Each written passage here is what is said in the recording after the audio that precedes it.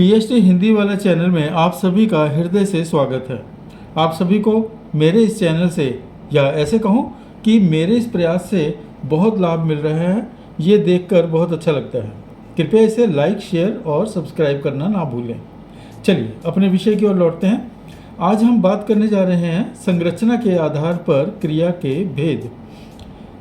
संरचना अर्थात बनावट, या अगर अंग्रेजी भाषा में कहें तो स्ट्रक्चर।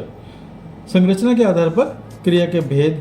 आज का ये विषय आपको बड़े ही ध्यान से समझना होगा, क्योंकि आज का विषय थोड़ा सा टफ है, लेकिन मैंने कोशिश की है कि इसे इस प्रकार प्रस्तुत करूं कि आपको समझने में आसानी हो। चलिए, संरचना की दृष्टि से क्रिया के 4 भेद हैं: संयुक्त क्रिया, प्रेरणार्थक क्रिया, नाम धातु क्रिया और पूर्वकालिक क्रिया। संयुक्त क्रिया, इसे कंपाउंड वर्ब भी कहते हैं। आप लोगों को समझाने के लिए मैं इसे जॉइंट वर्ब या हेल्पिंग वर्ब के नाम से भी बुला लेता हूँ। आइए पहले इसकी सामान्य परिभाषा या पहचान समझ लें, फिर विषय पर चर्चा करेंगे। संयुक्त क्रिया, इसकी परिभाषा: जब एक ही वाक्य में 2 या 2 से अधिक क्रियाएं आपस में मिलकर एक पूर्ण क्रिया बनाती हैं तो वह संयुक्त क्रिया कहलाती है। अब जब 2 या 2 से अधिक क्रियाएं होंगी तो स्पष्ट है कि उनमें से एक क्रिया ऐसी होगी जिस पर सारा फल कर्ता का प्रभाव पड़ता होगा, और ऐसी क्रिया मुख्य क्रिया या प्रमुख क्रिया होगी, और जो दूसरी क्रिया होगी वह होगी सहायक क्रिया। सहायक क्रिया ही मुख्य क्रिया को बल प्रदान करती है। अब वाक्यों में अपनी बात को इस प्रकार से हम प्रमाणित कर सकते हैं। उदाहरण के रूप में देखिए, तुम अपना हाथ धो लेना।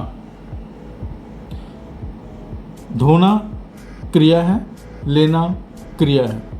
यहाँ पर 2 एक साथ क्रियाएं वापस में मिलकर के आई हैं और अपने इस वाक्य को पूर्ण क्रिया के रूप में स्पष्ट करती हैं कि तुम अपना हाथ धो लेना।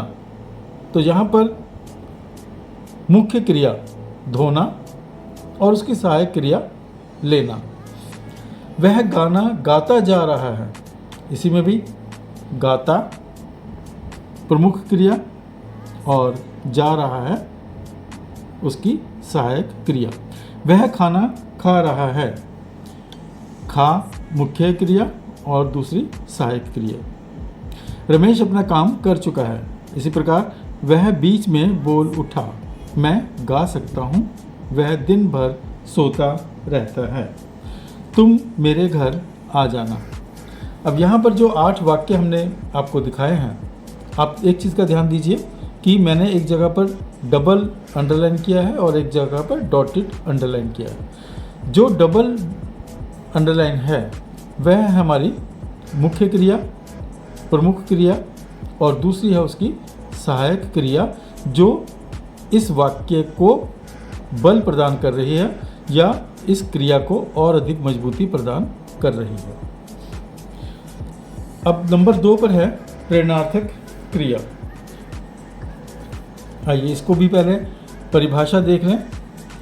जिन क्रिया शब्दों से यह लगे या ऐसा दिखाई दे कि कर्ता स्वयं कार्य ना करके किसी दूसरे को उस कार्य को करने की प्रेरणा देता है या किसी दूसरे से कार्य करवा लेता है, तो उसे प्रेरणार्थक क्रिया कहते हैं।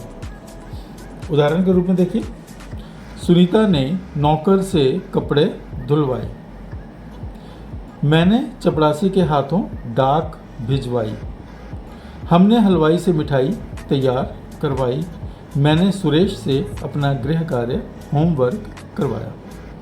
अब यहाँ पर देखिए कि 2 कर्ता आ रहे हैं, लेकिन दोनों कर्ता में से एक कर्ता ऐसा है जो प्रेरणा दे रहा है, अर्थात दूसरे कर्ता से अपना काम निकलवा रहा है या काम करने को उसको कह रहा है। सुनीता ये पहला कर्ता और नौकर दूसरा कर्ता।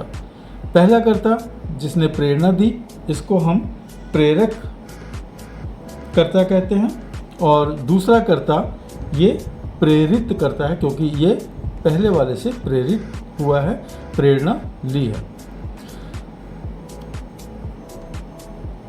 ये आज हम केवल संरचना की दृष्टि से 2 भेदों पर चर्चा कर रहे हैं। बाकी आने वाले दिन में या कल के लेक्चर में बाकी जो शेष हमारे 2 रह गए हैं, नंबर 3 और नंबर 4, नाम धातु और पूर्वकालिक क्रिया, इन पर चर्चा कल करेंगे। आज के लिए इतना ही। धन्यवाद।